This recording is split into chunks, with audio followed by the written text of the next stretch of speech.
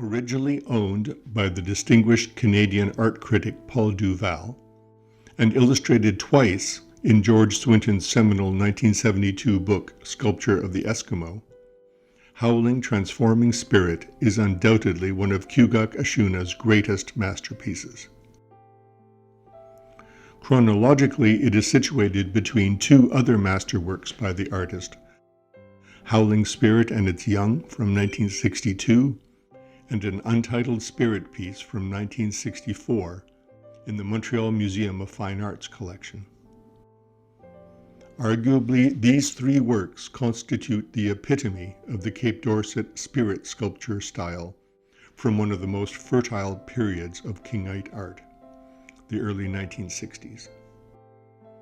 Howling Transforming Spirit is both meticulously carved and visually compelling. It is difficult not to be transfixed by the figure's astonishing double visage. The bestial but relatively placid lower face has a decidedly gargoyle-like appearance. Both it and the ferociously snarling leonine upper face were probably inspired by carvings the artist saw adorning the Parliament buildings in Ottawa in 1959. He went on to create at least 3 carvings of lions over the years, by the way. KIUGAK has brilliantly incorporated this borrowed imagery to create one of the most powerful spirit images we have ever seen. KIUGAK ASHOONA, still often referred to as KIAWAK, was one of Pitsiolak's artistically gifted children and made his first carving in 1947 at the age of 14. He believed himself to have been the first carver to sell a work to James Houston upon Houston's arrival in Cape Dorset in 1951. KIUGAK remained active as a carver his entire life and is considered by many to have been Oshwetuk Ipili's chief rival as a Cape Dorset stone sculptor.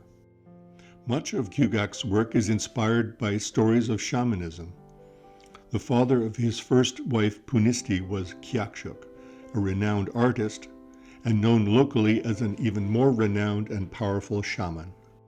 KIUGAK recounted his father-in-law's powers to the Inuit art curator Darlene White in a 2008 interview this way. Kiakshuk would tell stories about what he saw. He was very excited when wolves ate him down to his bones. He knew all the ways the wolves would eat him. Sometimes I would wake up at night and hear when the wolves were eating him. Sometimes my mother would hear it too. He was the most powerful shaman of all the Inuit. He was a very good shaman. Darlene White notes that KIUGAK's spirit sculptures often have partial human bodies, so it could easily be argued that some of them represent transforming shamans. The body of Howling Transforming Spirit certainly has human attributes, even though its limbs are strongly contorted.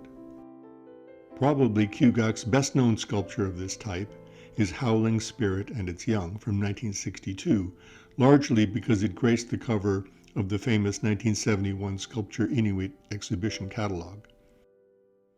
After many years, the work was exhibited again, this time in the 2010 Winnipeg Art Gallery solo exhibition catalog, KIUGAK ASHOONA. Other contemporaneous and notable spirit sculptures by KIUGAK are the untitled masterwork in the Montreal Museum of Fine Arts collection and a fascinating bird and animal head cluster in the Sarek collection at the AGO. These latter two sculptures are probably the closest stylistically and thematically to Howling Transforming Spirit, although in terms of its pose and certainly its psychological impact, our masterpiece more closely resembles Howling Spirit and Its Young. Fantastic.